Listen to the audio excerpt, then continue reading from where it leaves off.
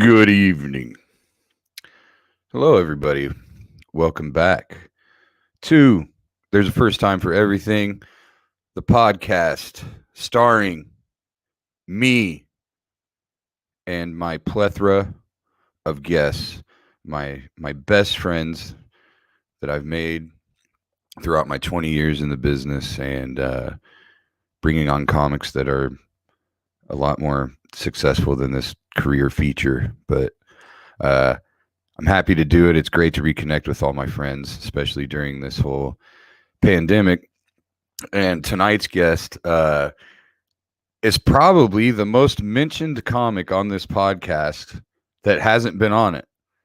I'm pretty sure his name has come up in virtually every episode in some way, shape, or form.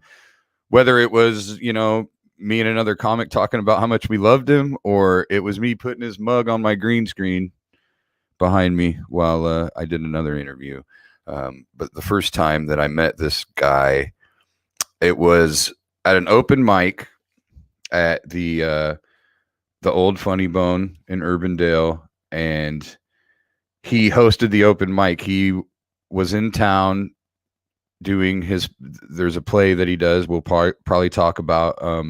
He was in town doing that. Had done it so long, hadn't done a lot of stand up for a while. Went to the club, hosted this open mic, and immediately at that point, I thought, obviously, one of the funniest people I'd ever seen. And after it was over, he came to me and complimented my set and was really nice to me. And it was just amazing to have someone that I had so much respect for in that moment come and show it to me on some level. And it was kind of one of those. It was a very interesting point in my career. It was a time that I needed something like that, and it sustained me for probably a couple more years. Just knowing that you belonged a little bit. It made me feel like I was there and I belonged there and I deserved to be there. And it just changed a lot for me. And ever since that day, we've been very close friends. And I can't wait to bring him on. Everybody, my friend John Bush. Oh, sorry. Okay.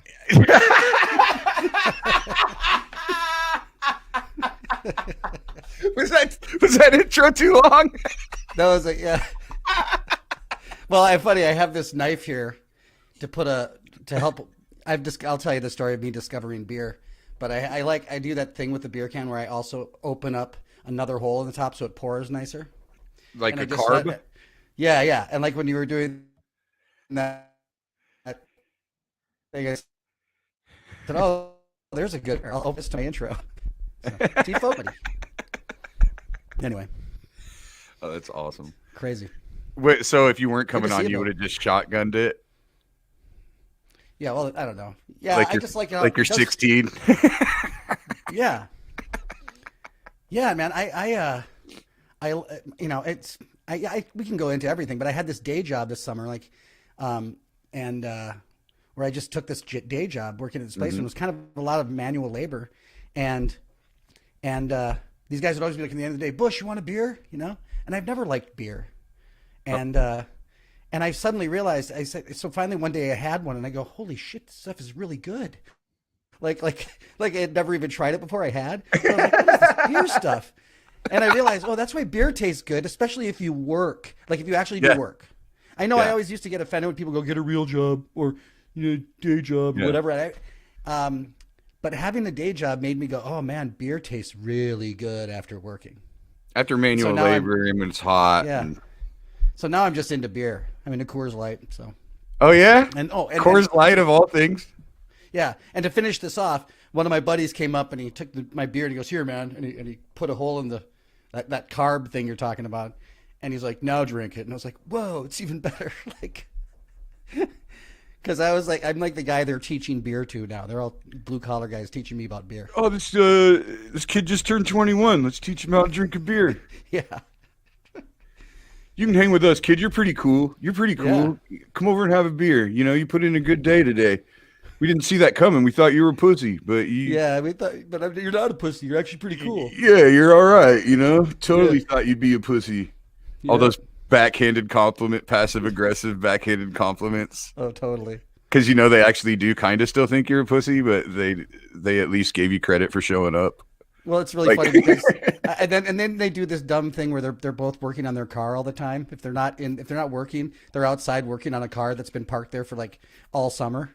This guy had a car parked there, and I'd walk over and they'd start going, yeah, there's something wrong with this part of the car and this, and they start explaining it to me, and I'd just be like, dudes, I have no idea what you're fucking talking about at all. None. Like, I've cars. No, but they're gearheads and they're great guys. I had so much fun this summer working. I'm sure. I mean, I think we both, we've talked about this a lot over the course of time where, my attitude changed at one point when, I was working in the warehouse and all that from the time I was 19 till I finally just hated it enough to just go. Right. And, but I remember during that time, the people that I worked with, I had no respect for them. I thought they were all stupid because they worked at this job, right. And it was this mindless thing that anybody could do. And I just thought they were idiots. But then 20 years later, I'm so jealous of them. Yeah. Because they're happy. They're happy. Yeah. Well, It's like Corolla had a rant recently. He's like, you're supposed to wake up in the morning on Monday and go, oh, I got to go to that horrible place and hang out with those horrible people all day again. He goes, that's why beer tastes good. That's why Friday and Saturday and Sunday is a thing, It's true. It's true. And I always had this attitude that I was going to be better than that, to where, listen, I'm not going to spend all my time just trying to wait to enjoy my weekend. I want to enjoy every fucking day. Right.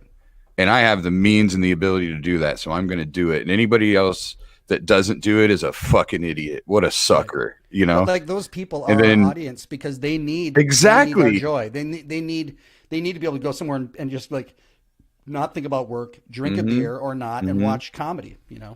And the thing is, I love that thing about, hey, we're going to forget about shit for a while. And I've always thought that was funny because I'm talking about real shit.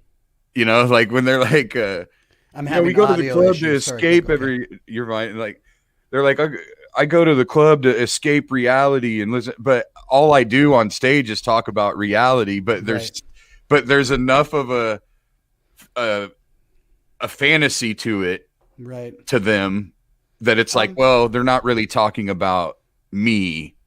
Yeah, it's us talking about them out there. And I don't know who it's been attributed to. I've heard it that Mark Twain said this, and I've heard that Mel Brooks said this. But they said, comedy is a man walks off a cliff. Tragedy is I stubbed my toe.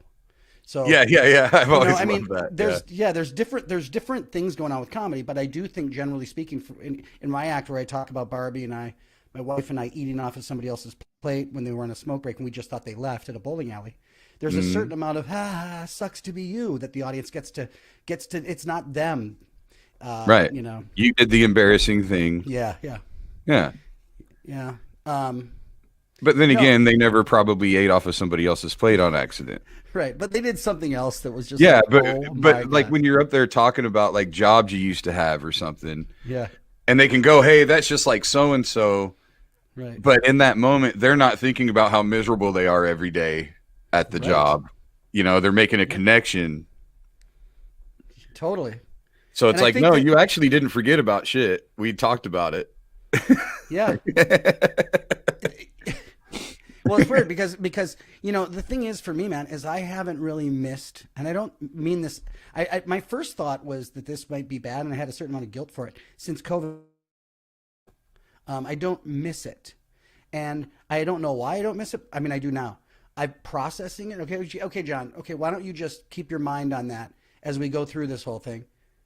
Why don't you miss it? And I realized I needed to go get some more life because I was just doing corporates and doing the same act and driving to the gig and associating it with a certain amount of misery, which is stupid. It's not a miserable thing. But now with me participating and just going out and doing a job and meeting new people, it's given me some new material, so it wasn't that, it's not that it's not that I miss stand-up. It's not that I don't miss stand-up. I don't miss the way I was doing stand up at the time it stopped. I needed something new. You needed a jolt. Yeah. Yeah, I mean, And I know we're supposed to later talk about the first times, but that's kind of where I was going to go. But I jumped the gun. well, I jumped the shark. yeah, you fucking asshole. I explained this to you before the goddamn thing started. And I mean, we might as well just quit right now. Fucking 10.5 minutes, shortest one ever. No. Told us the end of the movie right at the beginning. Well, I'll go into it more in a surprising way. How about we make it like a Tarantino movie and then we do the beginning of the podcast at the end. There you go. And I just intro you all over again. Back to fucking. Yeah. So, you're in Minnesota right now. Can you tell us why? Minnesota. Or I can't tell you why. I'm up here. I'm shooting this. You know, show business is such an interesting thing there, Bill. You know, who knows the story that will unfold? I've had a buddy of mine who's been making a film for years, who's been working on a film for years called Way of the Warriors, and it's a hockey movie, and it's been his dream to make this movie, and he wrote a part for me originally, and this is years ago. He sent out a script that kind of has how you raise money for a script. You send the script out, and then you have attached to it kind of a graphic of like when you read this movie, think Matthew McConaughey for this role, think this for this role, and he put me in for this principal, Chuck Bowers, and then I didn't hear much more of it, and then all of a sudden I found out it was being made, and he called me maybe in October and said, "You available in November and December?" And I said, "Yeah." And I'm filming a movie, and I've got 20-something days on the set, and it's cool. The part just flows off my. You know, when I read the script, it just flows off my tongue because it's how I talk. So yeah, he wrote it for you, so yeah, that probably makes it at least a bit easier. I mean, yeah, I mean, what I noticed with just in this last year, I did a couple indie movies, and it'd been a while since I did anything like that. Yeah. And the stuff I had done before, I kind of was able to kind of write my own dialogue sometimes. Like he just kind of let me improv everything. He just wanted me to be that guy or whatever. Yeah. Well, these last two that I did, what I realized is if you memorize the lines first, everything else is a lot easier. Oh yeah. Like I never worked really hard on memorizing someone else's words. I would just go, okay, this is dumb. I'm going to say this. And because I thought of it, I didn't forget it. And I was able to be in whatever character I was supposed to be in. But then these other ones, you know, it was kind of important to be true to the writing. So yep. I worked really hard on, and what I would do, what's your process, by the way? Because you've got your day of shooting and you know what scenes you're going to shoot that day, right? And hopefully you find out at least the night before what you're shooting the next day. For me personally, I didn't want to put the pressure on myself of memorizing every scene. I would memorize the scenes we were shooting the next day, and that was it. How do you do it? Well, I mean, I've never had one singular process, but Bob Stromberg, who created my role in Triple Espresso, what he does is he just gets off book. He just gets completely off book, meaning he gets all of his lines. And how he does it, and this is how I've done it since, is basically with a recorder. And I use my phone now in a different way. I use my phone recorder. Mm-hmm. It's not as slick in some ways, but it works. And if before, like in one of the opening scene I'm in, there isn't dialogue before me. There's Scott exits the room, and in comes Chuck Bowers. He's 52, da da da da. And I say that, and then I stop it, say my line. Then I stop it. Then I record everybody else's lines, mm-hmm. and then I just do them in between. And this one, I too had to read the entire script because my character's involved in an arc with mm-hmm. our main character, and I wouldn't have a concept of I wouldn't have any understanding of what was going on at the time. Yeah. Because there's a certain like every scene has a little more weight. I kind of keep coming to our main character going, dude, you got to help me help you. What's going on? Mm-hmm. And that gains more weight as we go. So. Yeah, I mean, for me, I just can't have my brain that full. Mm-hmm. Like, yep. And I figure if I know the lines, then it's it's almost like doing stand-up where, we always have all those conversations going on in our head that have nothing to do with actually what's coming out of our mouth at the time. Mm-hmm. And then when, 10 minutes before a show, somebody comes up to you and goes, hey, you got to be clean, or, hey, you can't say fuck, or, hey, you can't do this bit. Well, that adds a conversation to your head that you don't really want to be having, and it can throw off your rhythm and all that kind of different shit. So acting for me is kind of that same concept. Like if I memorize the line, it's one less conversation I'm having to have in my head while I'm doing this. Totally. That's interesting. You talk about, I talk about being on stage. Buddy Hackett. Now I was at the Friars Club in New York City. I was in New York City for a while, and I was at the Friars Club. I was a member of the Friars Club, and I was there one time, and Buddy Hackett, comedian, was giving a seminar. And I remember Tom Cotter got yelled at because Tom Cotter had a notepad. He was going to take notes. And Buddy Hackett was like, how dare you fucking bring notes to this thing? Like, Cotter completely got scolded out. And Cotter went, okay, well, I think he said, okay, well, fuck you then. And he walked out. Because that's Tom Cotter's really funny that way. He's like, yeah. I don't care if you're Buddy Hackett. Fuck you. Fuck you. Yeah. You insulting dick. So, but Hackett talked about, anyway, I realize now that Hackett told this, Jay Moore told this story about Hackett on something. And he said that Hackett said, what's your monitor? And he goes, what do you mean, what's my monitor? He goes, and I don't know if Buddy Hackett came up with this term, but he said, what percentage of the time on stage are you just actually thinking about what you're saying? Are you actually that in the moment? Where you're not thinking about, oh my God, is that waitress going to come over and talk loud again when she delivers to this table? Or is those people going to keep talking? Or is it, and Jay Moore said, it's probably 75-25. 75% I'm thinking about what I'm saying, actually being in the moment, and 25% my mind's on something else. Mm-hmm. And he was like, and Buddy Hackett's like, mine's 99.9%. And I was thinking that the way I perform the best personally, I don't know if you've ever noticed this, is when the sound is amazing. And I don't know if you meant this by monitor, but when I have incredible monitors on stage and I can really hear myself, I'm always better. It's my not being able to hear myself I hate rooms. I don't care what the room is. If I can hear myself in it, I love performing it. If I can't hear myself, I hate it. Like I don't hate it. It just makes it not as good. I'm not going to do as good of a show. It in a way, it keeps you louder than the audience in your own head. Yeah, if you can hear yourself, then you can be in your own head. Yeah, because if you now obviously on some level you can always hear yourself because the words are coming out of your mouth and your ears are right there. But you're not hearing yourself above white noise anywhere. Right. But if you got good monitors and it's coming back at you, then all you hear is yourself. Yes. And that's when I think you perform the best. I know I am, when I can actually be like in my own thoughts on stage. So I'm actually really, really, if I say something, have you guys ever noticed?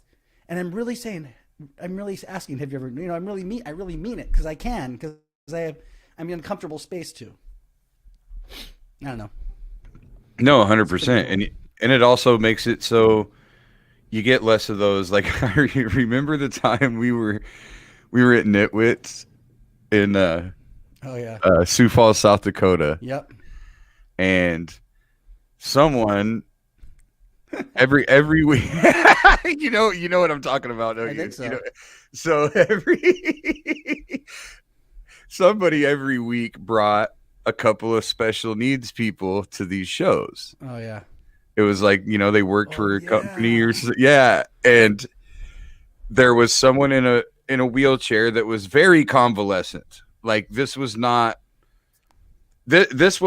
something the person who brought them obviously brought them because they love stand-up comedy and it was a cool, they could go to these shows. Yep. But also just the stimuli of it all and the person that was in that wheelchair was, like I said, very convalescent, but very happy to be in the environment. And they were letting out these squeals from the back of the room. Yeah. And I remember I went on stage. and I walked by them on my way.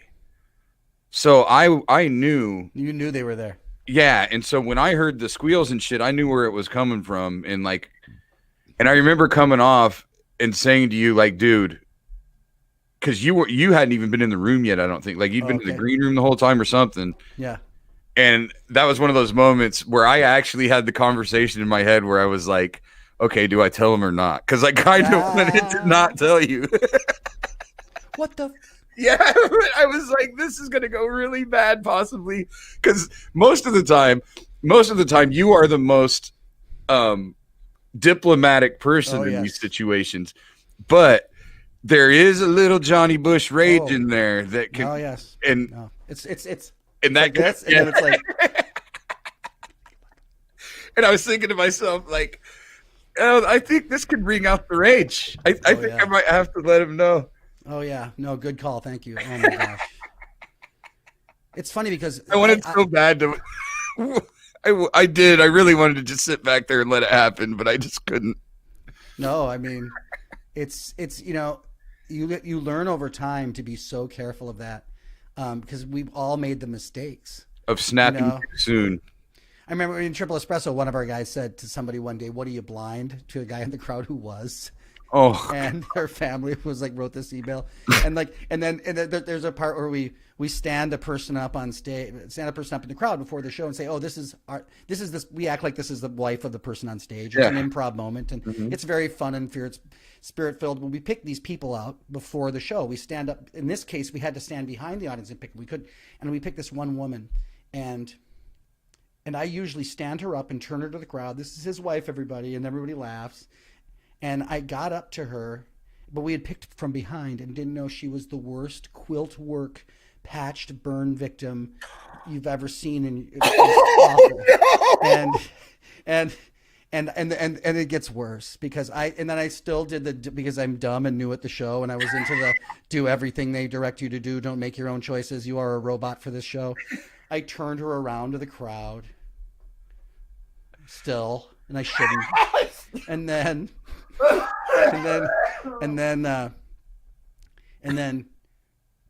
supposed to say, "Oh, he just thinks you're beautiful," and she goes, "No, he doesn't." And I was just like, "Oh my God." Yeah, and it's like that's where I went. Oh, you know what? Next time you can cut bait on that, John. You don't have to fish for that fish. Dumb shit, She probably fucking set herself on fire when she left. And other times we picked.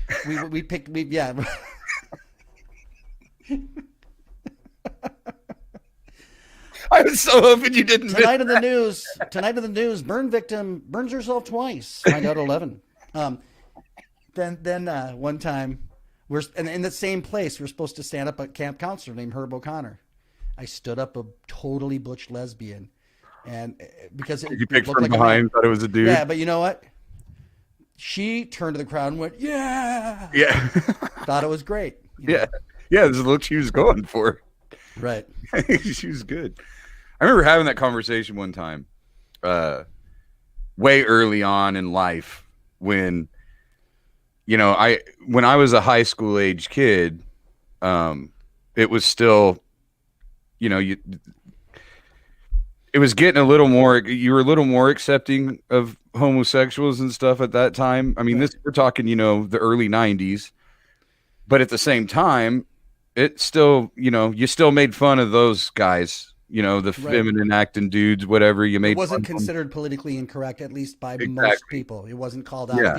If you could even do a gay, that's right. Yeah. Nobody cared. Yeah. I mean, people should care, but they didn't. Of course. Yeah.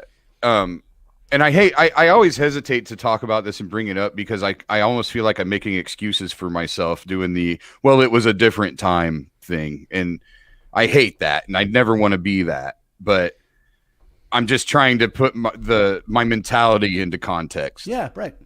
And what happened for me is I don't even remember if I may have told this story on the podcast before. I'm not sure, but my older sister's best friend is gay.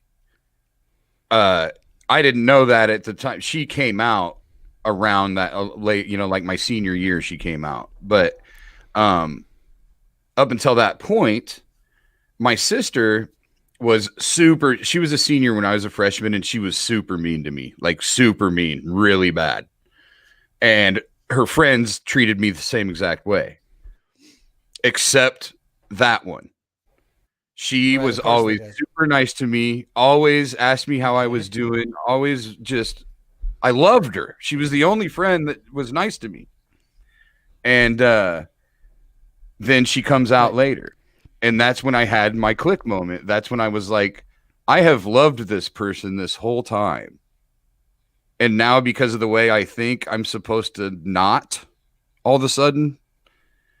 And so then it just kind of, that's what put it together for me. It was like, oh, well, this shit's okay. And I remember she's pretty butch, right? She cut her hair, shaved her head, actually. And I just remember asking her, like, look, why this though? Like, if you like girls, don't you want to look like a girl? Like, don't you want girls? Just trying to understand. Like, she would like go out. She would always have like her girlfriend would also be pretty butch, So you'd be like, what is this? And I remember her saying to me, well, when you're out walking around at a store or whatever, everybody assumes you're straight. So like you can go talk to a girl and whatever, and they assume whatever. And she's like, well, I want other gay girls to assume that I'm gay. A friend of mine, are you frozen? No, but you are. Johnny B. frozen. We both froze. Back. We both froze. Yeah, what was I going to say about that? My dad called them, back in like the 80s, my dad called them belt buckles. Oh, look at all the belt buckles around here, because the two women all had the big belt buckles. There's a lot of belt buckles out here. And there's a lot of carabiners around the belt, around the belt loop. You'll see a lot of that too. Yeah. No, my thing with that, I grew up in Hawaii, and Hawaii is pretty. I don't know if it's liberal, but it's certainly hang loose kind of culture. And my two first babysitters were Hans and Jim, these two elderly white guys who were I knew were a couple before I knew that was people thought that was anything weird. And I think a lot of times, it's interesting. How many people could benefit from having to be in a multicultural situation? I mean, you talk about North High. So for me, first 12 years of my life, I was around a lot of Hawaiian, Japanese, Chinese, Filipino. And then when I went to Edina High School, I couldn't believe how white it was. And I know I'm saying that as a white person, couldn't believe it. And then for a few really influential years of my comedy life, I lived in New York City, and I had to perform for all different audiences. And I had to, I remember I lived in Brooklyn, and there was an African-American guy that was always telling the same story in the corner to get money from people. And I had to go do Conan, do a sketch on Conan. And I left my apartment. I locked everything in my apartment, my money, any money to get in the subway. And this is a guy I had walked past a lot. Mm-hmm. No, I didn't have any money in New York. I was always broke, but I also wasn't kind. And now I had to go, do you have $1.50 so I can get on the subway?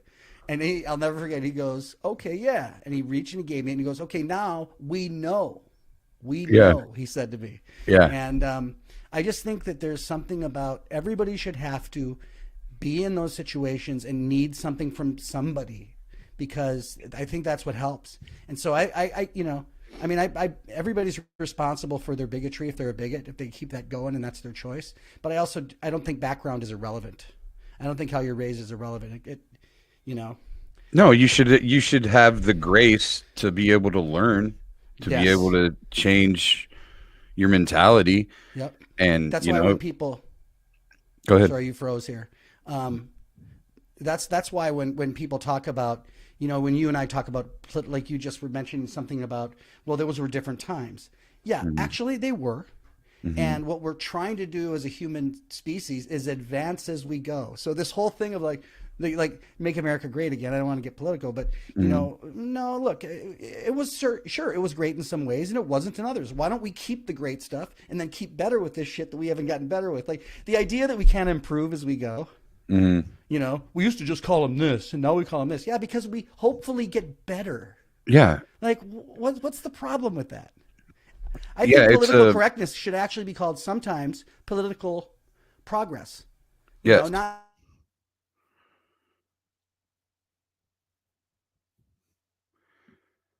Bush having the internet problems in the hotel in the middle of nowhere, Minnesota. well, you know what? And I can't Can't do anything about it. No, you can't hardwire. I'm closest to the door. So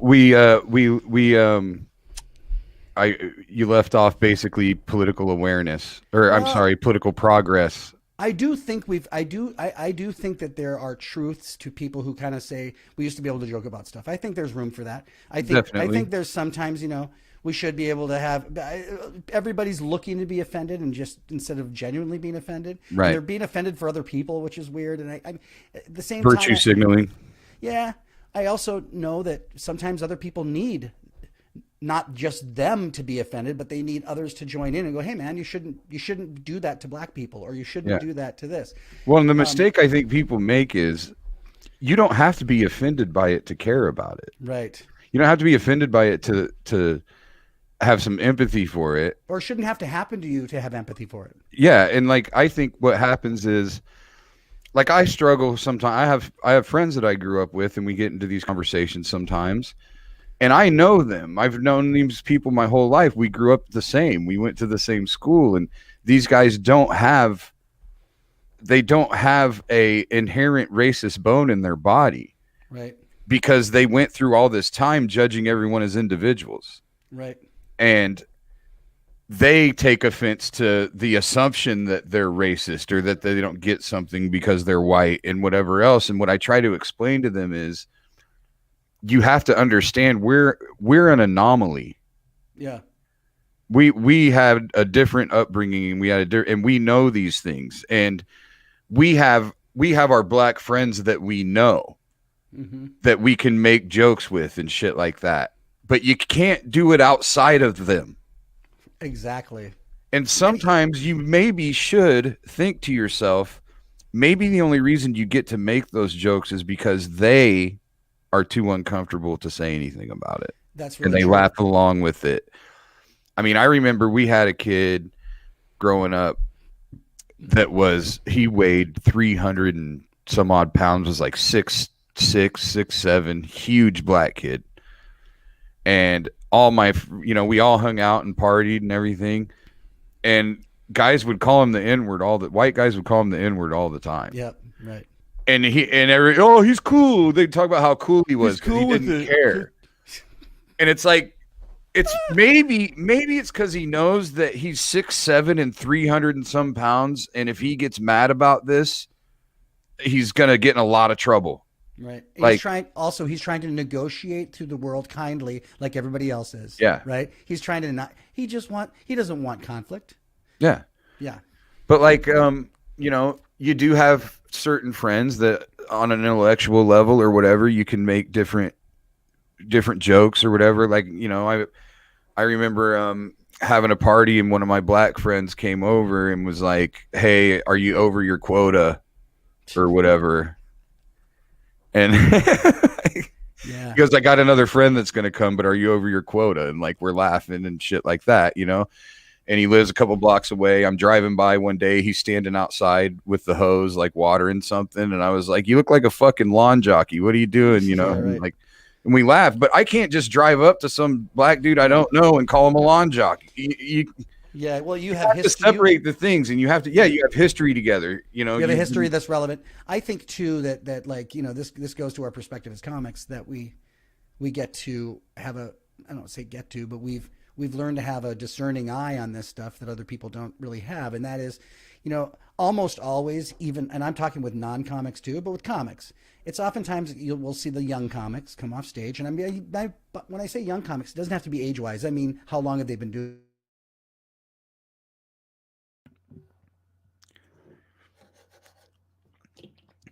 they come off stage and they did a joke that was really edgy about race or something like that, and they go, audience wasn't ready for it, or they couldn't handle it, and they go, no, you just didn't pull it off. Don't call an audience being offended. Don't call it offensive, them being offended when you just didn't pull off. You were trying to pull off something you didn't pull off. Right. And in the same way, I say that with some people who, on Facebook or this or that, they say some racist thing and then they go, oh, you guys all are a bunch of wussies. No, you didn't pull off your bit. Yeah. You just failed, man. If you were trying to go for irony, you didn't pull it off because all we heard, because it didn't work, was you're a dick, And you also hadn't endeared yourself up Right. until that point Oh, yeah, yet. yeah. And they didn't trust you. I mean, I've made, to me, racism at its real root is just about fear. And sometimes someone may view you as being racist because they can tell you're scared. Yep. And so like for example, I can be, I mean, I do a lot of urban shows, or have done a lot of urban shows, and I'm typically in those situations one of a very few white people in the room. But I think to dismiss the fact that there are certain things culturally that are inherent throughout different cultures, basically. And if you can say something that lets them know that you, even though it's racy and a little bit edgy or whatever, it lets them know that you actually, when they know that you know what you're talking about and you're not scared to say it. And they know that you've listened and you've observed and Yeah. and these are things that they are proud about as their culture. You're Right. actually saying something about them that's funny about them because it's indicative of their culture. It's part of them, so they Yes. find it. So you're embracing their humanity. They know that that's who you learned it from. Right. Like, Exactly. I remember I was doing a show and these people came in late. I mean, I'd been on stage. I was the feature. I mean, the MC had gone. I mean, these people walk in 5-10 minutes into my set Right. and they had the front table reserved. So they come in late in front of God and everybody, Yeah. So I did a bit and I had been crushing whatever. I was doing well up until then. And in the middle of this bit, they come walking in, which all of a sudden everybody's paying attention to this commotion and nobody hears the bit. So it doesn't get a good laugh or whatever. Sure. Yeah. And I get done and that joke would have been great if motherfuckers didn't walk in here 10 minutes late in the middle of it and shit. And I start laughing and the crowd's kind of laughing and I just go, ha, CPT. And they lose their shit Yeah. Right. laughing. Right. Now, in any other situation, if I were to say that, like, they might go, oh, but everybody knew that I didn't learn that term from a white person. I didn't get that from white people. That was something that black people taught me. So they knew right then that I knew what I was talking. They knew it was, they thought it was hilarious. And people can tell authenticity. Exactly. Authenticity. You can't not communicate your authenticity. And the other part about it is also age. It's like, okay, so I'm not a young comic anymore. Well, you young comics, that's cool, but I've got gravitas that you don't because with wisdom comes, or with age comes trust. People trust an older guy than a younger guy, and so to me, I don't know, like comic strip in New York City. The one thing I did, because I was young comic and I went to New York City and I had to perform for audiences that were multiracial, and my first move was to just don't go up there and be anything but Minnesota John Bush, because you can't try to be them. Yeah, no. If you try to be them, they're going to smell it and they're going to go, get out of here. From a mile away, and that is the most racist fucking thing you can do. Totally. I mean, Aries Spears said that to me one time. He was like, dude, if you can go up there and just be white and be funny, like you're actually accomplishing something. Well, and the thing too about what I think is great about, especially as you've grown, you personally on a stage, it's like you've gained that gravitas we're talking about.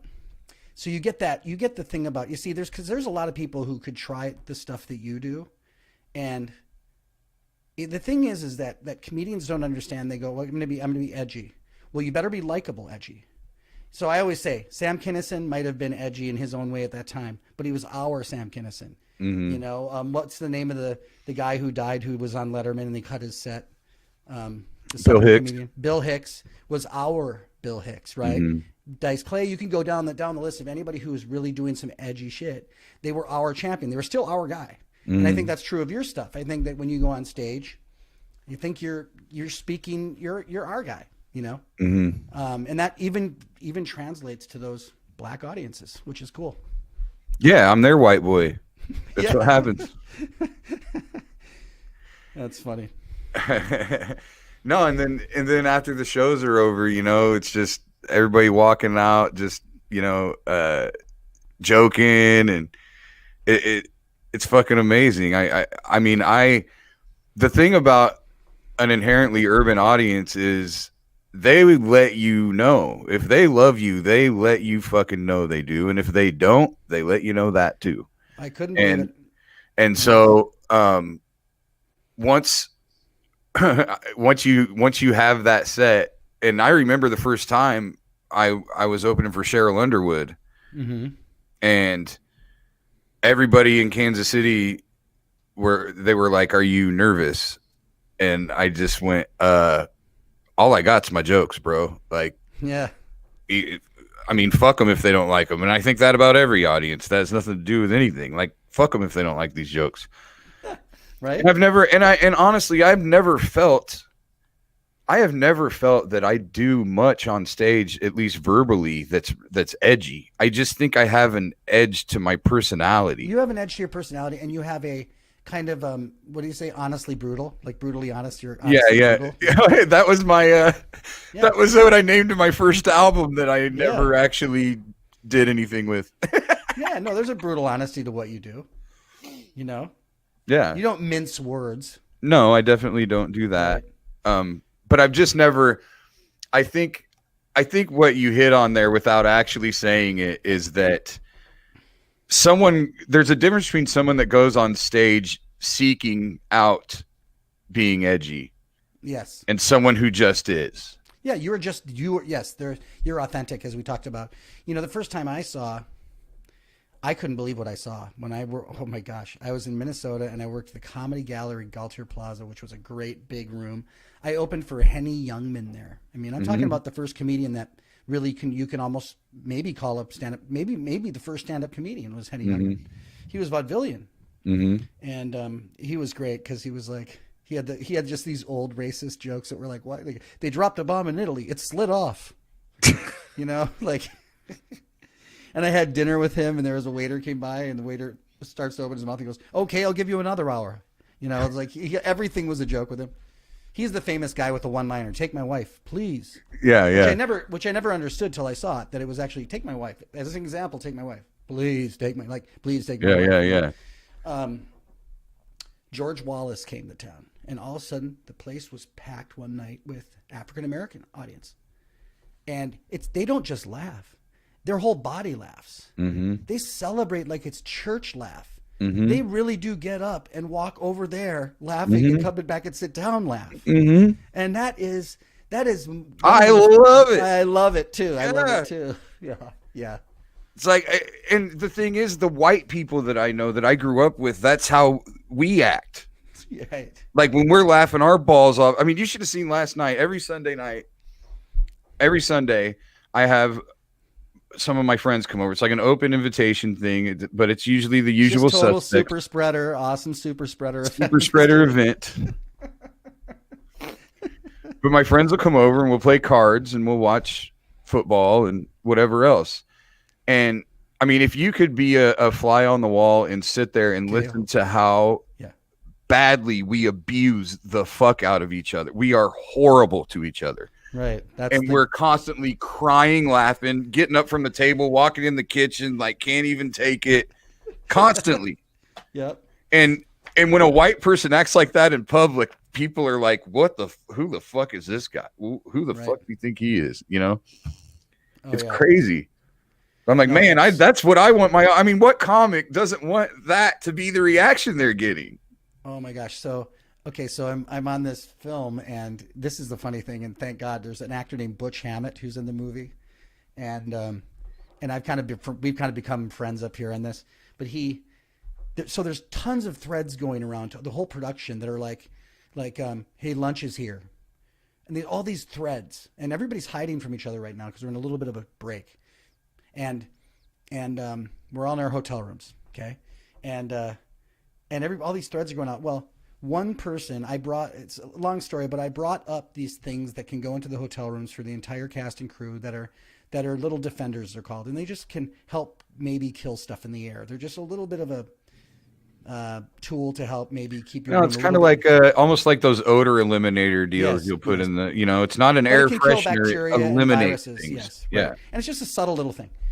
Well, I made sure there was a thread making sure everybody got them, and I put some directions on there, and somebody got on there and put FDA says products like this, and it was not our company, and it was somebody was drinking this stuff, and it was like nothing to do, and the person just put it out there. Well, I don't know who that person is. I just see a number. And I don't know and so I just put the website, and I said, okay, just let you know this person's put this up here, everybody. Here's links to my website to show that it's all okay. And I didn't I didn't say anything like that. I don't know who posted that. Could be my lead that I'm doing scenes with. Yeah. So then I sent to Butch in a separate text, my friend, hey, did you think I handled that well? He calls me back. He goes, that went out to the whole thread. He goes, it's not bad that you said I can't handle it well, but we can't text shit to each other anymore. He's like, we cannot. If you're going to send anything that's like that lunch sucked or anything, don't call me. Mm-hmm. He's like, just because. So when you asked if you handled it well, that went to everybody? Yeah, but so what? Oh, no. Yeah, so what? But still. So what? But yeah. I could have sent Butch. That guy's a raging. That guy's a fucking prick, yeah. Yeah. So nipped in the bud, but I don't know how that's relevant to what we were talking about. But it was something with it was something with your party you had, your super spreader. My event. super spreader event. Well, in my defense, there's usually 3 people that don't live in my house. I know. I'm not just kidding. I know you do, but I don't want that shit going out to the world. I'm Like I'm just putting COVID all over the place. No. I know it's like 3 people, and you Play cards and Play watch cards. football. It's fun. Fuck yeah, dude. Yeah, my house has kind of turned into old school. That's Like- cool. Like I got another buddy that's my age that's single now, and a couple other buddies, and they'll show up, and it's like Yeah. it's like a frat house or Cool. something for a Should be. day, Yeah, no, totally. You got to make it's not ideal. It's not the life I want to be living, but it's making the best of the life that's been given to me at this point, Yeah. I'm just waiting for us to catch back up and have. Yeah. Are you there? Yep. Okay. There, you just unfroze. Yeah, you're Yeah. good. So what about the life? I mean, yeah, this is a hard thing. I mean, but I'm excited for you to meet that person that's right for you, Yeah, we'll see. Yeah. Or When I'll it's just- time. Or I'll just fucking die alone in my basement with Dude. Butch's knife. You should have heard Chad. I had Chad Daniels on, and at one point he said, I can't remember what he said. We were talking about like a death pool or whatever, and he was like, "Yeah, you've been number 1 on my Deadpool list for 15 years, and my God. when you got a hold of me to do this, I was actually furious that you're still alive." That is so funny, dude. His performances on talk shows are he's so good. He's just good. He's just so He's good. just so good. And he's so specifically, he has such a specific voice to himself. I mean, there's no mistaking Chad Daniels for Chad Daniels. No, and just and so smart. Like I remember I remember a bit that he had about the 12 apostrophes. Somebody calling it had something to do with, Jesus the apostle, whatever. And somebody said the 12 apostrophes, and he ends the joke with like, yeah. And what's an apostrophe's job? Show ownership. Like, I don't know how Yeah, it came some brilliant together. thing. It was fucking brilliant. What was the one? What is Gary Gulman's state abbreviations bit? Have you ever seen that? No. Oh, I'm sending it to you. Gary Yeah. Gulman has a thing about the state abbreviations, and it's so insanely artistically envisioned and built that you just go, it's a piece of art. Oh, I mean, I was just I was writing down I was taking notes. Somebody said something's in Alaska. So I'm writing down, okay, Alaska. And I wrote AL to abbreviate it. And then realized all of a sudden, oh fuck, AL is Alabama, not Alaska's AK. Why the fuck is Alaska AK? Like, why isn't Arkansas AK? Just yeah, I assume that's kind of where the bit went, kind of, or like why they decided. Even you're just gonna love it. Yeah, yeah, you got to send it to me. Perfect. I'll send it to you tonight. Yep. We must not forget to talk about Craig's news right now. Let's talk about Craig's news. So this show is the funniest fucking thing that I'm watching on television right now. I don't miss it. Me and my brother moved in with me. Your brother watches it? And oh my God, dude. Every day, all we do is walk around. What's your brother's name, Tyler? Floating. Yeah. Yeah. We walk, and I got another buddy that comes. It's the three of us. It's our thing.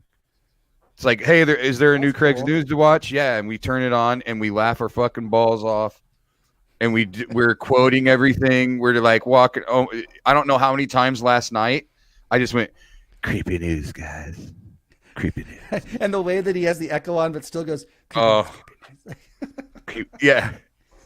And just the stuff. I mean, it's so amazing to me. The stuff he's come up with that character, and yeah, it seems to me like he's gotten himself so locked in when he's doing that character that he really just thinks like him. Yeah. He now knows, I the way we write the show is I go, okay, so like there's something coming up but I'll we improv. So we go, okay, the bit's going to be you, I'm trying to think of something in the creepy news. I don't want to tip my hat too much. It's probably okay. Well, how about we have one coming up. Yeah. I was going to say, how about the recent Animals on Animals when you had the video of the eagle grabbing the salmon and he's like, he's murdering that fish, and like you guys went on that tangent. So that's like just one of the things is I kind of like deliberately go out there and get things that are harsher nature animals on animals, and he wants everything to be cuddly and happy, and mine are more like, no, an eagle will take a salmon and carry away with it, and sometimes a cheetah pulls apart a hyena, eats a hyena, and we're going more with that. But so what we do is we actually rehearse a lot of this stuff. Just in improv conversations. We have a bit coming up. I don't want to tip it too much, but today we just talked through what that will look like, and we just improv it. And then most of the jokes on news, like we're doing lately with jokes on news a little more of is have some of his punchlines just be the bit, you guys. Like where he goes, like if it's about a hammerhead shark circling under somebody, and then he does his 3 puns, and then the last one is, he almost got eaten by a tiger-head shark again. I'm like, Craig, that last one wasn't just a statement. Joke. You just was a statement. No, you guys is the punchline. I said you guys. Yeah. So, but like way back in New York, my friend, so Ian Bagg, Tom Papa, myself, Cynthia Corey, who's Tom Papa's wife, and Kyle, we had a sketch group. And you all have the same manager as well, right? Yeah, Lucian Holt was our manager. Mm-hmm. And one of the things we would do every once in a while was we would also, because the lineup would be, comic after comic after comic, then our little sketch group. And then and then there'd be another comic, and we'd have one of us had to go up and do a character on stage, and we got to wrote their entire act, and they had to act like they're on stage for the first time, and they had to do what we wrote. And Kyle did Craig, and he made some. I remember. I don't know. I wrote some joke about Different Strokes. No, Gary Coleman, right? From Different Strokes. Arnold. Yeah, and I remember the punchline for Craig. The punchline was, after he did the punchline, the tag was, "What you talking about, audience?" And then he just stared at the audience with that look, blinking, waiting for something to happen. And we are in the back, just freaking like we talked about dying, like falling out. Yeah. So he's done that character forever, and then he did it on Reno 911. Yep. Obviously. Yep. And then he's done tons of videos over the years. And we finally just said, let's just go. My thing with him has always been, let's just go. Let's just start. Yeah. And let's build the universe as we go. And now we're building a universe. We've done 40 episodes. And we've had meetings this past weekend about where we're taking the universe, because we don't want to get too redundant. We want to have new bits and new games and stuff like that. And we've got some fun ideas that are coming up. Well, it's just, I mean, just watching it, I never see it live. I rarely see it live. Right. Now, if I'm here when you're here recording, yeah, we should tell people that I've recorded in your studio a few times because my internet went out. Yeah. Yeah. So I will stand in the kitchen at some point and bring it up, but I have to turn. I don't want to stream anything while you're doing it. Right. So I will put my phone on data or whatever, and I'll catch whatever I can catch. But then I'm afraid I'll start laughing. Oh, like dude, loud and hard, and then I'm afraid the mic will pick it up or something. There's that in the opening like before we come on, that little opening credits. Yeah, when he's like Craig and he cuts his hair, cuts the fucking cowlick. Well, you know the scene where he puts the thing on his head to make himself bald, and I'm cracking up. Yeah, that was one where we all had to like, because we were all just freaking dying. Like, he didn't tell me he was going to do that. Is that one of the first episodes? It's a long time ago. Yeah, because I didn't even know it was happening at all. And one day you had posted it on Facebook, and I feel like you'd already done double digits. And I think there's 20. I think there's I don't know if there's. I should look and see if Jessica has kept the early ones up. I think she took some down. I don't know why, but maybe they feel like the quality wasn't as good or whatever. Or you got to make room. I mean, who knows? Yeah. But what's really fun about it is it's now we have these conversations that are it's a really good chemistry. Like Jessica, and we're all good checks and balances on each other. Kyle wants to burn like Mr. Nichols' house down, and I'm like, nope. These things have to stay in this kind of these things have to stay harmless enough. Like even painting my house, I can go paint that. I can go paint over that. Yeah. Even taking my mailbox down, that's pretty bad, but we can get the mailbox fixed, the bowl of cereal on the car, which is like, why does Craig think that's such a great prank? Where he's like, I don't know, Mr. Nichols, do you have a bowl of cereal in your car? And I'm like, I shouldn't right now have a bowl of It's so stupid, like a tomato on my roof. I love the Mr. Nichols character, because what it reminds me of is it's like you're his guidance counselor. Yeah. It's like or not even necessarily the guidance counselor, but like he's the kid. He's the kid in school that could still go to regular classes, but needed help in all of them. Yeah. So it's like you were the teacher's aide that sat with him every day and helped him, catch up, and he learns differently. He that kind of thing, and that's what I love of that character, because just taking everything so literal. Like, no, Craig, no, we don't put cereal on cars, Craig. Right. We don't. And the truth is that Mr. Nichols would rather have Craig doing that to my house than to somebody's house where maybe somebody's got a gun. I mean, Craig at least is occupied with this, right? And Jessica is going along with it because Craig's mom doesn't have Craig bothering her all the time. In the kind of background of the story, Jessica's really Craig's mom's assistant. That's kind of the background of it. Is that, and so her job is to keep Craig occupied. Right. We're going to do some funny stuff with Craig. We're going to have Craig, you know how there's soldiers embedded in Afghanistan? He's going to be embedded from timeout and be doing live reports from timeout, because he's in timeout. We have some funny stuff coming up. We're trying to build a game right now called Craig's Clues, which is a clues game throughout the game. We're trying to get a little more interactive with our fans. It's going to be easier when I'm home because I now had what is not MediaCom, but the other one, which CenturyLink. But they're going to be hardwired. I'll be hardwired, and then we're burying that line, which should be a little bit better. I've heard that burying the line's a little more solid. I don't know why. Yeah, and I think it depends on what they use as well. I think CenturyLink is more heavily fiber optic or whatever. Okay. Like there's some other, like I think it took MediaCom a bit to kind of switch over to that stuff or whatever, and they had already wired so many houses that they come in and they're using old shit. Yeah. And like CenturyLink comes out and they have to change everything, so it's all copacetic with each other, kind of. Right. I think. I mean, that's just a theory. I'm not a fucking IT guy, but I somehow trial and error-wise made it so that you wouldn't freeze for a couple days. Yeah, you did. You did. I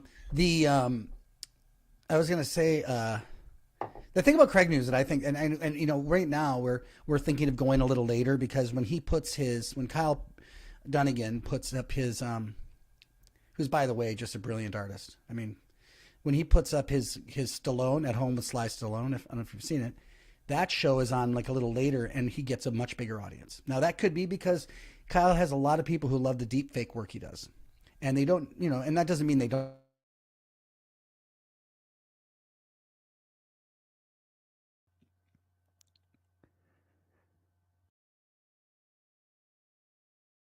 I think what he was going to say is that doesn't mean they don't love Craig. Back. They just love. We'll be back. They love the might facial. Be moving to a little bit of a later time slot. Right, and so I think what you were getting ready to say basically was that they love that. Try to grab a little more audience. Yeah, and they love that deep fake stuff a little more. Yeah. It doesn't mean they don't love Craig, but they. Let's try to catch up with each other here. I'm good. Are you good? I am moving. You there? Smoothly. Yeah, are you? Can you hear me? Technical difficulties. Guys, we're having a Jessica snafu.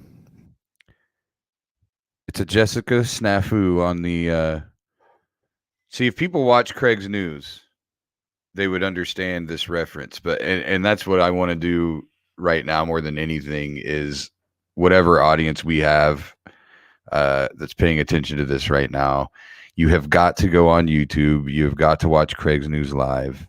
It's so insanely funny. It's so brilliant and smart, and all the bits.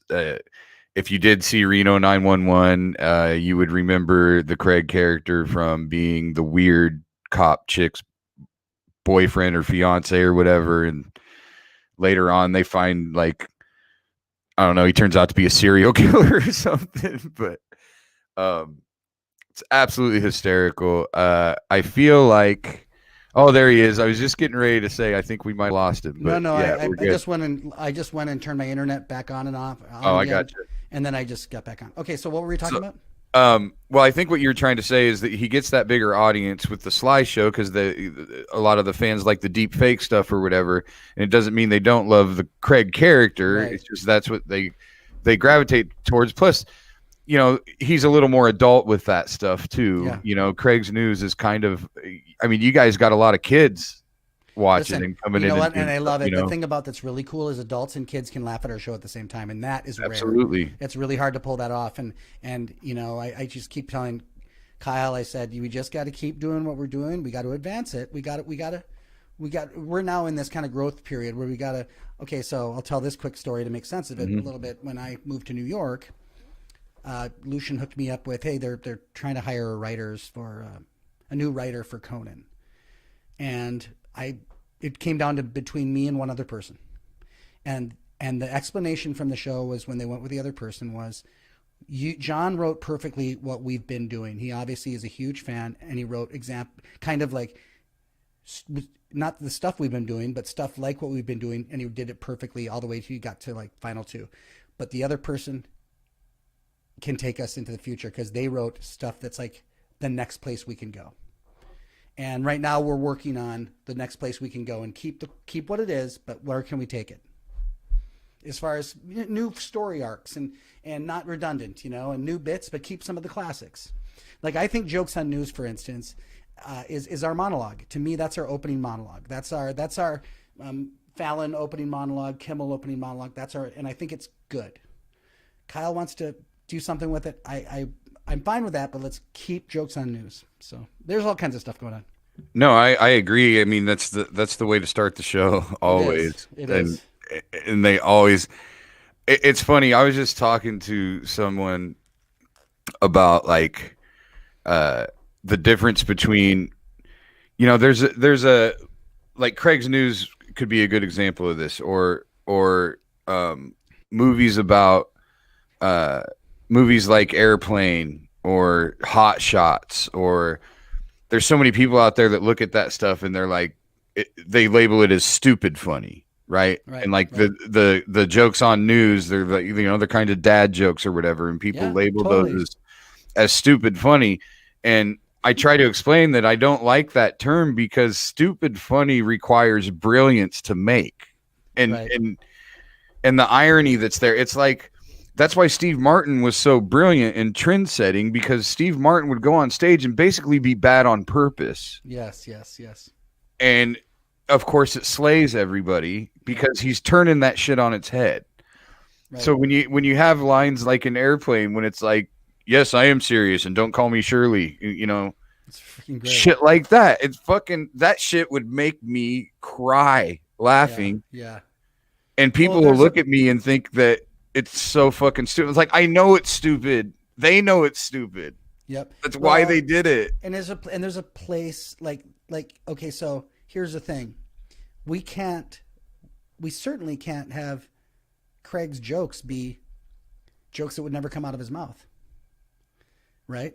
They have to be jokes that would come out of his mouth. They have to be jokes that he would, I mean, we sometimes are like, is that too smart for Craig? Yeah. Oh, yeah. And sometimes we do them anyway because we're like, you know what? It's okay. Sometimes he's going to get lucky. And, there's there's the one that, he goes, somebody freed a dolphin. And they asked him how it went. He said, well, it wasn't on purpose. That's a little smart for Craig. But yeah. But it's fine because we ultimately still too good of a dad joke not to do. Right. And that's the kind of, you're having that conversation. And the other thing about it is we sometimes always come back to this, really, right? So everybody knows the puppets aren't real. Everybody knows that Craig isn't real. Everybody knows that, but we all play pretend. That's what theater is. You play pretend that it's real. That's why I always say with Triple Espresso, the play I did, or still do sometimes, it's, when we do the flashbacks, they're just stupid flashbacks, they know we're not flashing back. But everybody goes into these places and they've agreed to play pretend for an hour and a half. Yeah, they follow you on the journey. And as long as you kind of do a bloop, bloop, bloop, bloop, bloop, they know that's, we're back in time. Oh, that's what that means. Yeah. Right. That's what that means. Everybody gets it. Right. Because everybody's seen that at some point in their lives for real on a TV show where they went, ooh, and it fucking turns into something else. Right. So that's... and it is, and it's literally playing pretend. It's the thing that some kids would do in their backyard if they had a huge cardboard box and they go, this is the TV, and cut a hole in it, and somebody gets in the box and they're on TV. And exactly. And the thing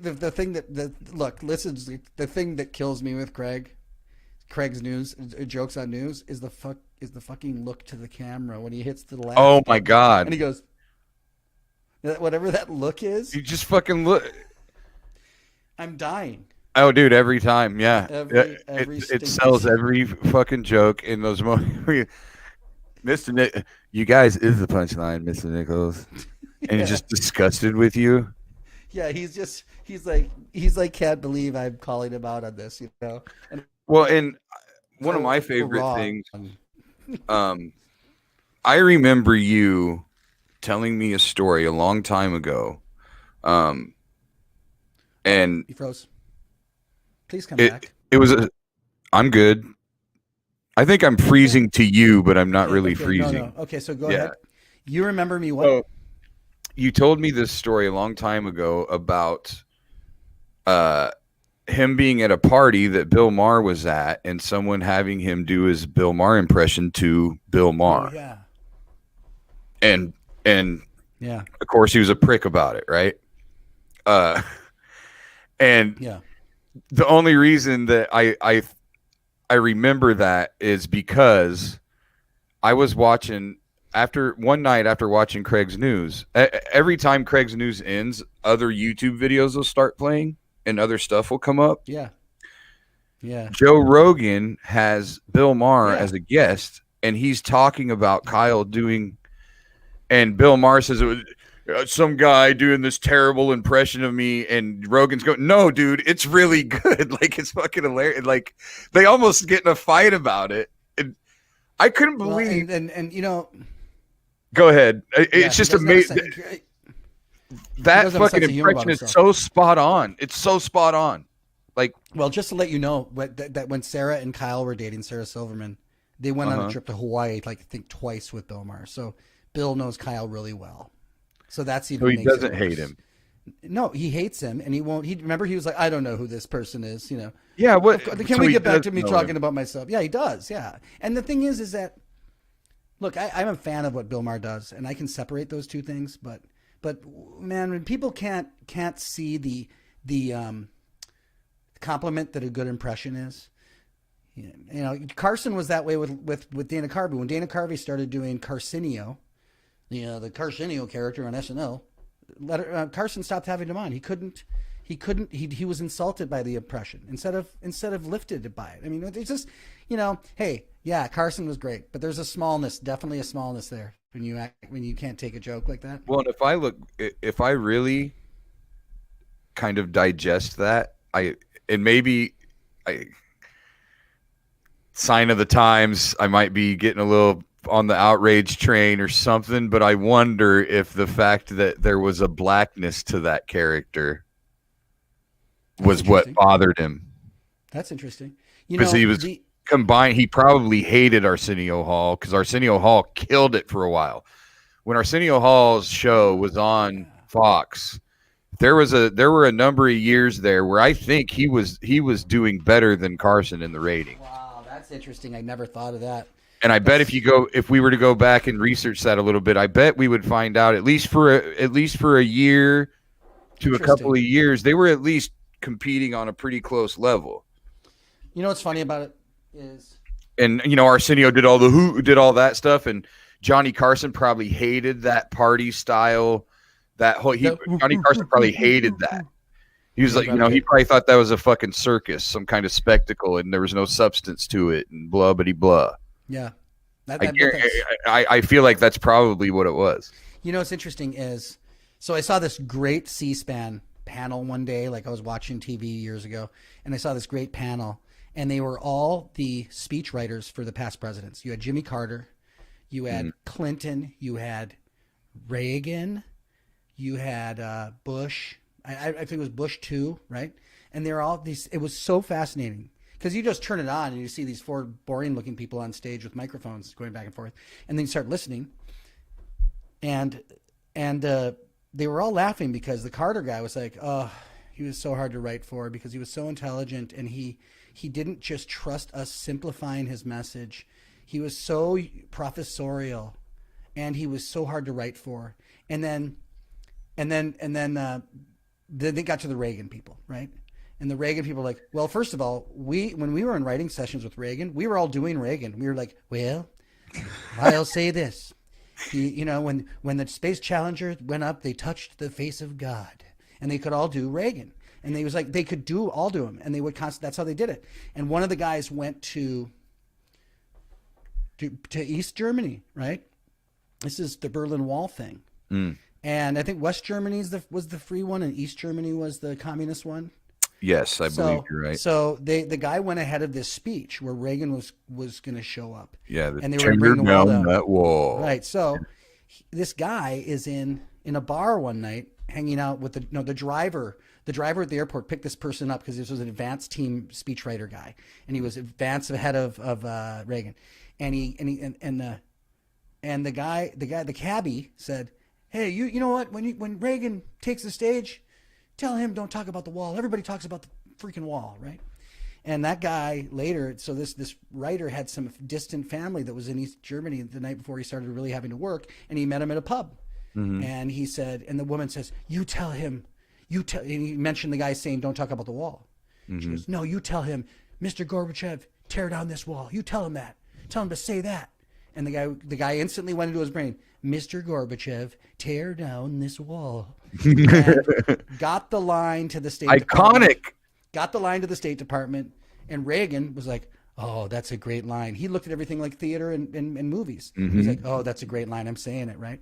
And the State Department was like, "No, you can't say that. You can't say that. You can't say that." And finally, right before he was going on stage, like before you and I go on stage in that big speech, they said, "You cannot say this." And he goes, "Well, I'm the president, right?" And they're like, "Yeah." And he goes, "I'm going up there to that microphone, right?" And he goes, "So you can't stop me, right?" And he went up and he said it. He went up and he said it. It's one of the most iconic lines ever uttered in the history of the world. Right. And so there it is. Like, so when I write with Kyle, and of course, much less important shit than that. Right. But when I write with Kyle, when we're writing for Bill Maher, I'm like this. So I can do a shitty impression of all Kyle's impressions. Yeah. I'm always like, new rule. Okay. When you're doing Okay. Craig's news, no, you thinking that you could always say "you guys" after the bit. Okay. Like, and when any of them, when I'm doing, I'm always like, "Yeah, baby." I'm doing, it's all bad impressions of his impressions. Yeah. But that's how we write. You have to put the voice on. I mean, yeah, and he's just so. I haven't seen too many people do impressions that are as spot on as he is. Where, so many impressions are done, and you know this. I mean, so many impressions are done as an impression of someone else's impression. Yeah, It's right. never that real cut to the actual thing. They'll take. I mean, Dana Carvey was the king of it. Dana Carvey's George Bush impression was dog shit. He didn't sound anything like him. Yeah. There was none of it. Yeah. But he had those two, wouldn't be thousand points of light, not gonna do it. Yeah. So he just do that shit. And then the next thing you know, anyone you ever saw do an impression of George Bush was doing Dana Carvey's impression of George Bush. Crazy story Sounded about that. nothing like him. I was in New York and I was sent by Comedy Central to do some corporate in Pensacola, Florida when Jeb Bush was running for president. My name is John Bush. His name is John Ellis Bush. That's why he's called Jeb. And I was at an event and I didn't know that.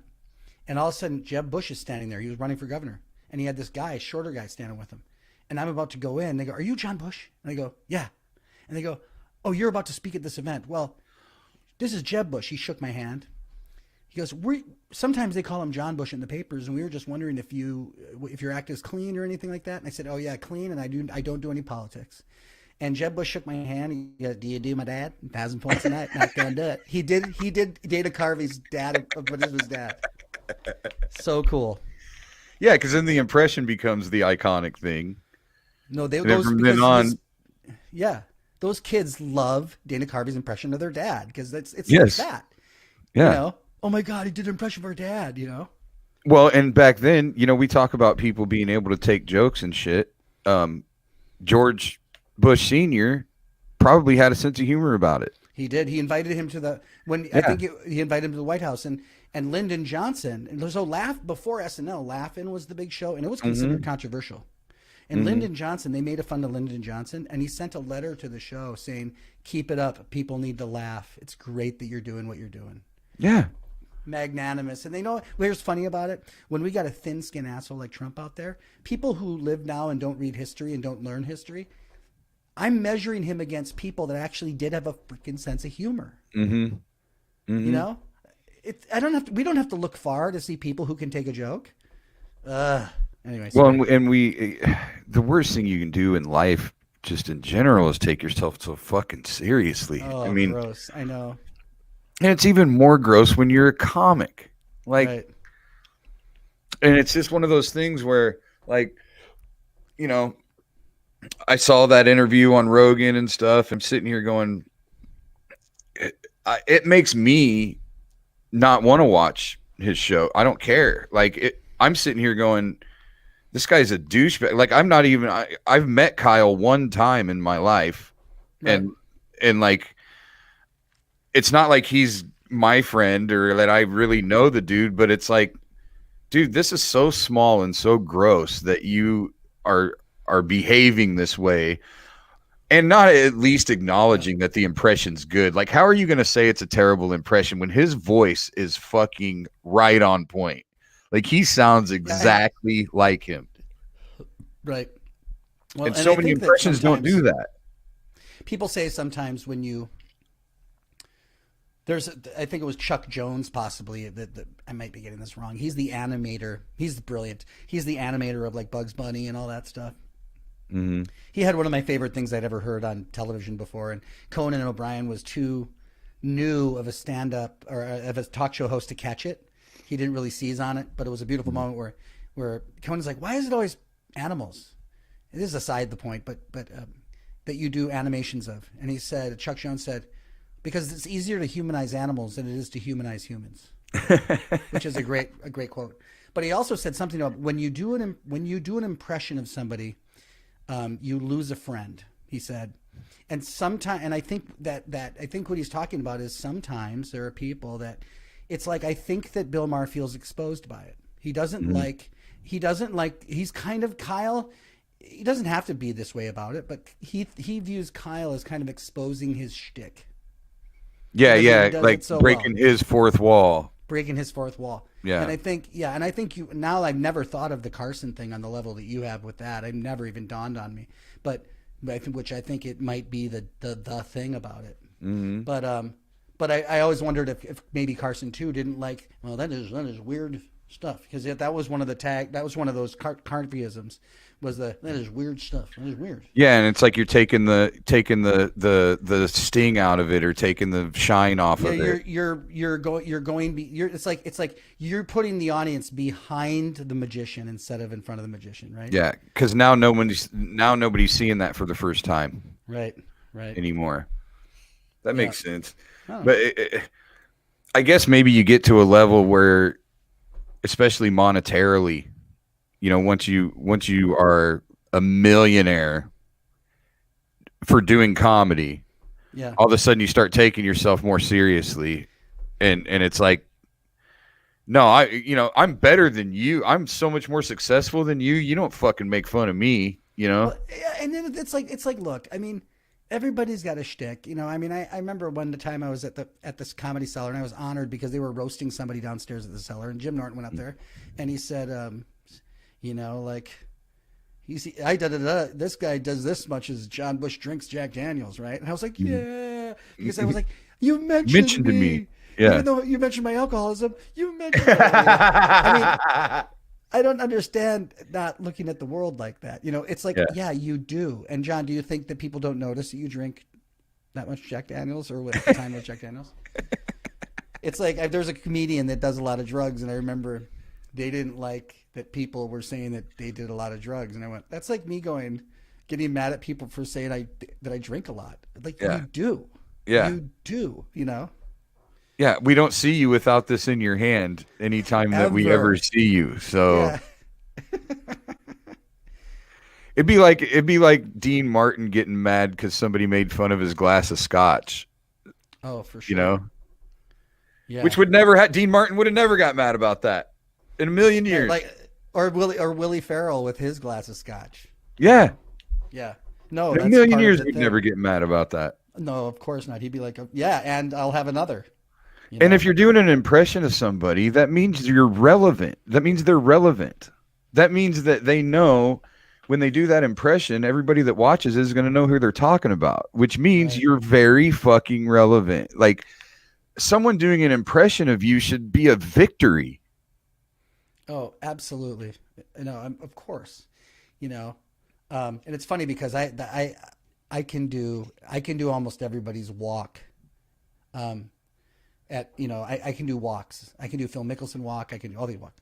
And at work this summer, I mean, part of the reason why we all had a fun time at work every day, I would do impressions of everybody's walk, and I'd be like, "Who am I right now?" And I'd walk to the bathroom, and those guys would all like crack up because it was Eron, who's the guy that works there or whatever, Yeah. you know. I mean, that's funny because that's like I'm gonna have to that. see my walk, Bush, next Well, time your we walk see is each going to be other. is the hardest because you move the slowest but get everywhere on time. There's something's.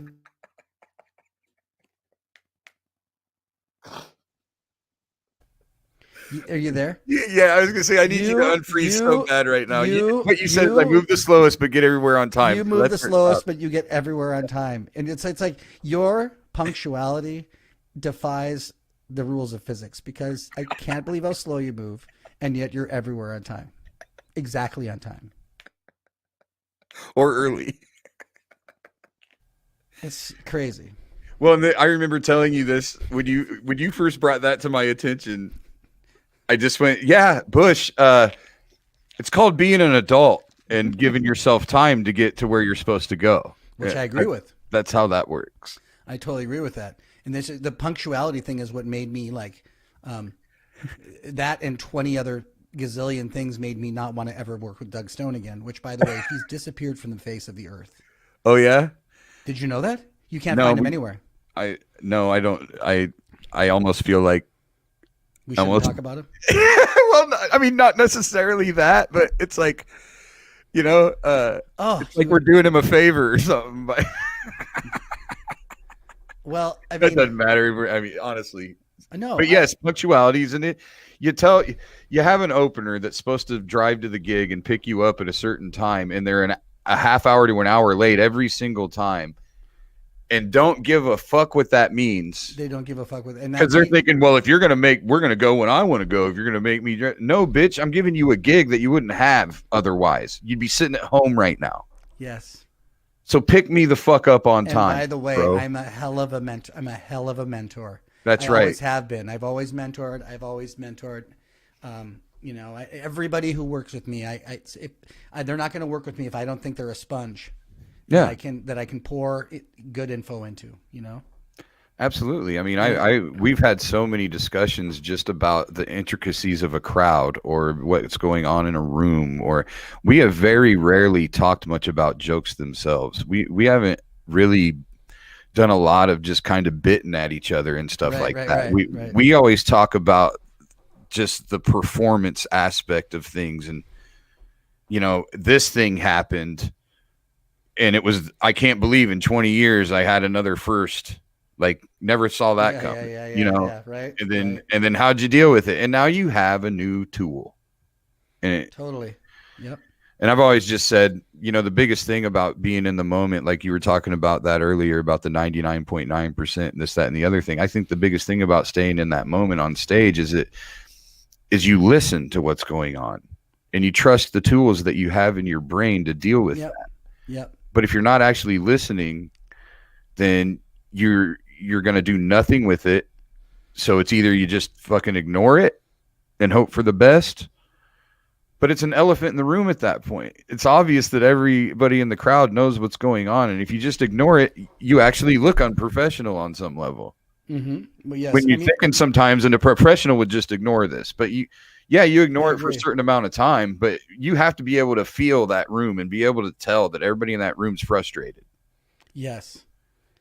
I mean, it's like it isn't interesting. I always, the only times I've ever discovered that I have a new tool in the toolbox that I've gained over stage time is when I'm on stage and I use the tool for the first time. I go, oh, wow. Now I have, metaphorically speaking, now I have a vice grip for that. You know what I mean? Mm-hmm. For that. 100%. That's weird. And that's why it's like when I go to the open mic, almost all of my advice to the kids, because I do love doing that, is this: don't throw that away because it didn't work. Don't throw it away because it didn't work. He said, you might not have the tools yet to pull it off, but in 2 years, you might look at that and go, oh, wait, I think I'm ready to try that again.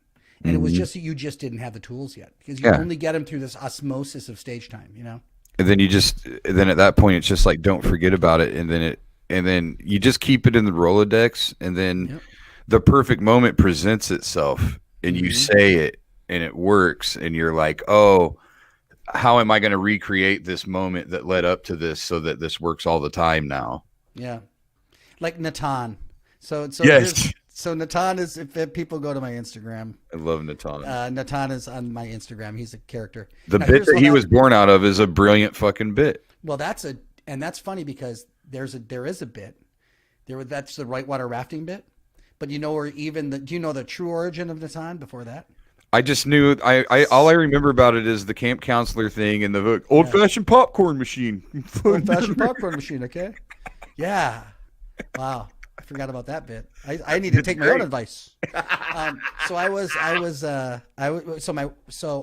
in Aspen, Colorado, 1995 for the Aspen Comedy Festival, and I brought my girlfriend of the day with me, and we were skiing on the hill, and then they used to have, well, they still have it, but they have these people that are just photographers on the ski hill, and they come up and they take your picture, and then at the bottom of the hill you can buy the portrait, and it's all the pictures of people with skis, and they're all psyched, you know. And he had long hair, looked like Spicoli from Fast Times, and he took our picture. Hey guys, and he did that, and he had a name tag that said Nathan on it, and I was like, thanks Nathan, and he skied away. He goes, it's Natan, and he skied away, and Heidi and I were like, that is freaking hilarious. That is that. No, we were like, no, it's not. It's Nathan. You know, Your name's like he Nathan. decided it's Natan for sure, right? Douche. And I just took that little thing and I put it away. It's like I said, write it down. And it's like my dad had the bucket of bolts that he would never throw away bolts, and I don't do it either. When around my house, I never throw away anything bolt. Yeah, Because or I'm like, screw no, or whatever. Go if you can't find one, go to the bucket of bolts. And it was the same thing. Just throw it in there. Someday, you know, if you find something, now I know what that's for. Which It's the same thing. to this day, I like now. I look at that bucket of bolts and I go, it'd probably be easier to just go to the hardware store and buy one of these for 5 cents Yeah, instead of that's going true. through this 5-gallon bucket of shit to find the right one. I know, but if you do find it, you're still like, yeah. I see. They didn't get me. They didn't, They didn't get me. I man. kept this one. That's right. When there's an extra piece of hardware in the there's a IKEA guy package, I'm keeping it. Oh yeah, yeah. There was this guy that used to work at the Ace Hardware by my place, and when I first moved into the house, I've never had a house before, and I was new to all the shit. And he was just the guy that would never tell me if I had to get a screw, right? And I was screwing into walnut wood. He said, "Hey, I need a screw that's strong enough to go into walnut wood." Da da da da da da. As an example, he wouldn't go, "Yeah, this is the thing, but do a pilot hole first because walnut's so hard you could actually break the screw off in the wood and bury a screw and ruin the wood." He would just go, "Okay, here you go." And then when I'd walk back in all frustrated, he'd go, "What'd you do? Bury the thing in the thing?" And we're like, "You could have fucking told me that." You like, go an extra mile, go an extra inch for me. Yeah. If you already knew that. Like, thankfully he doesn't work there anymore. Yeah, he wanted you to fuck it up. He wanted me to fuck it up. All right, let's do the first time story and wrap this baby up. I mean, I know you kind of got into it with the job this summer, but Well, okay. The first time story for me is just because. So when the COVID-19 hit, I had, you know, we had the CARES Act money, right, and that kind of. So right before that and then what was it, the unemployment. And then when that was kind of wrapping up for me, I just had this thing where I was like, I want to go do something. I want to go do, what am I going to do? And I, for 5 years or so, have been looking for some kind of job I can do to take the pressure off my stand-up comedy summers. You know, I don't like the summer slump in the Midwest is tough. And I don't want to, here's a few things of stand-up I never want to do again. I never want to pace I have a giant calendar of my year.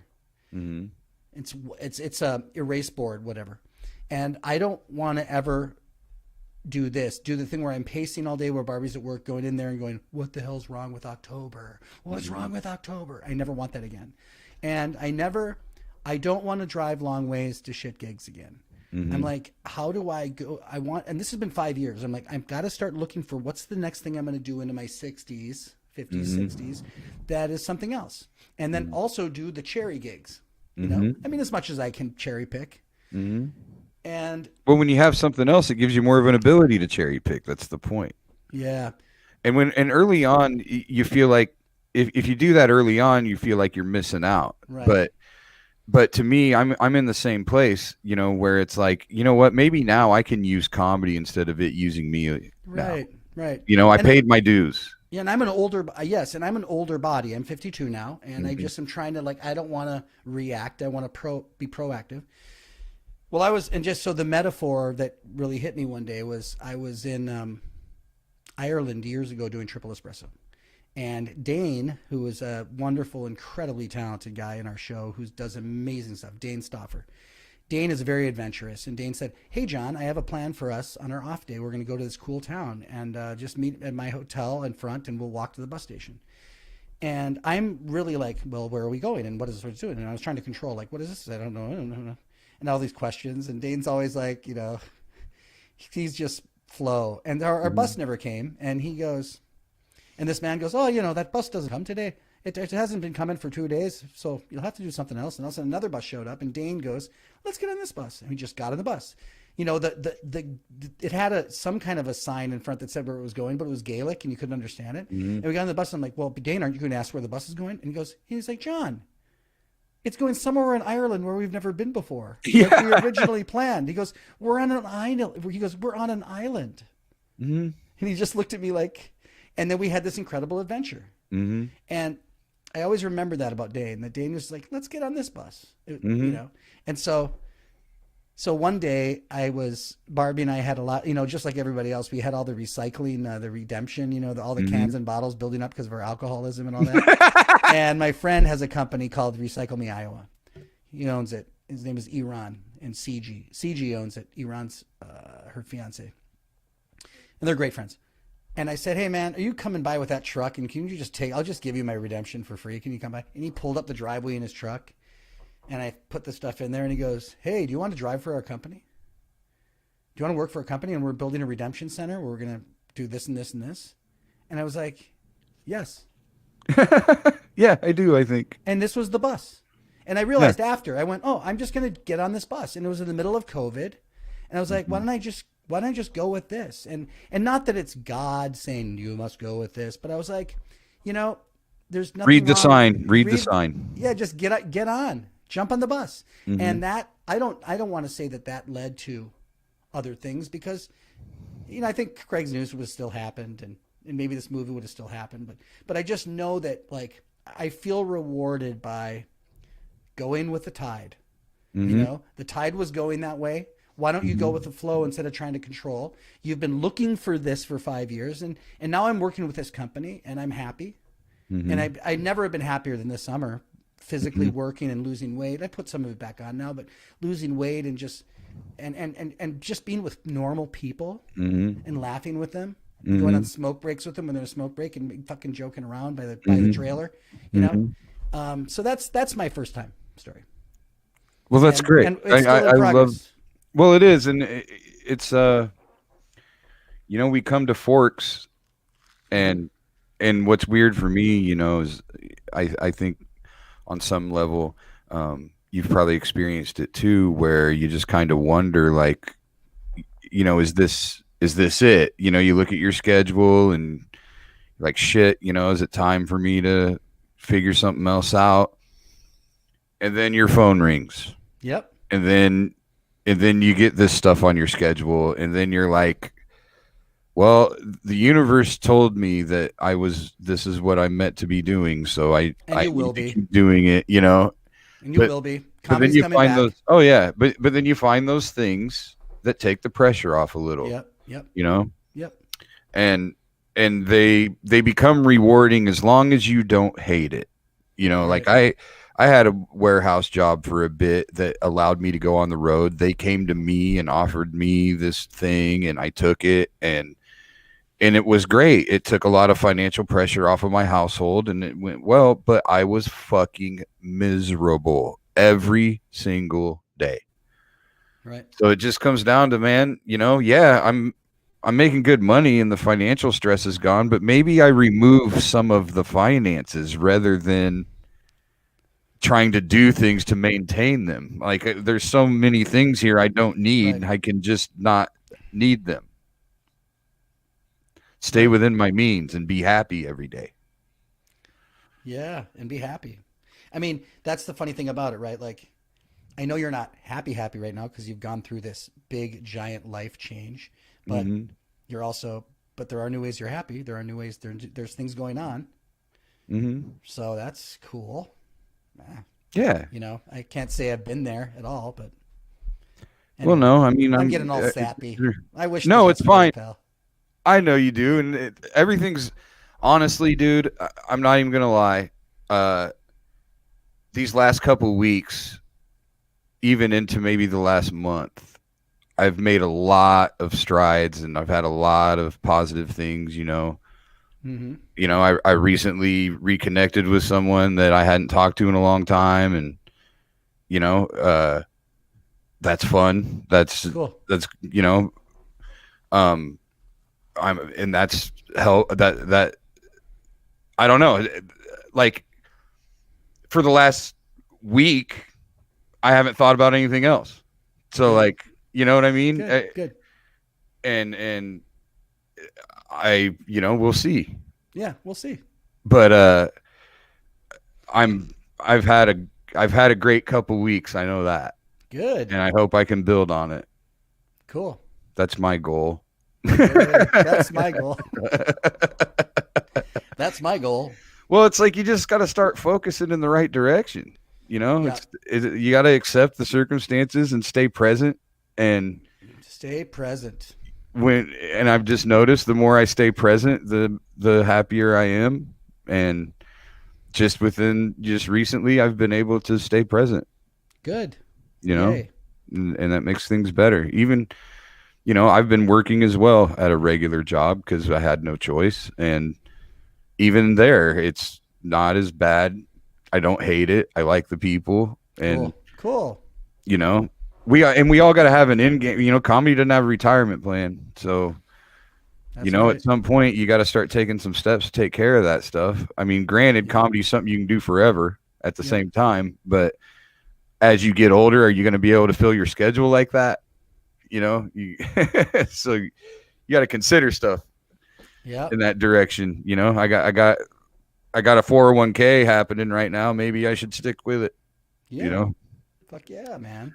But we'll see. But again, I get to do stuff like this now. I'm seeing all my fun. friends virtually that I would only see once a year, maybe once every few years, and now I can just send a text and go, "Hey, let's talk for a while." And Yeah, this was really fun, and it was, and I'm really proud of this podcast. I love it. I can't wait to really push it out there.